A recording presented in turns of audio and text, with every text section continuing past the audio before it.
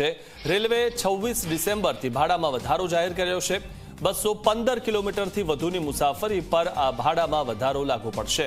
General ક્લાસમાં પ્રતિ kilometre 1 પૈસાનો વધારો કરવામાં આવ્યો છે, જ્યારે કે મેલ, એક્સપ્રેસ, એસી ક્લાસમાં પ્રતિ કિલોમીટર 2 પૈસાનો વધારો કરવામાં આવ્યો છે.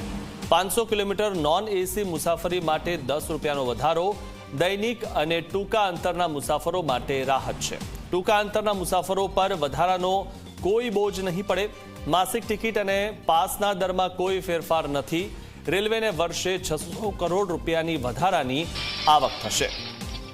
તો આ જે વધારો કરવામાં આવ્યો છે તેનાથી રેલવેને દર વર્ષે 600 કરોડ રૂપિયાની આવક થવાની છે. સૌથી મહત્વની વાત એ છે કે માસિક ટિકિટ અને પાસના દરમાં કોઈ ફેરફાર નથી કરવામાં આવ્યો.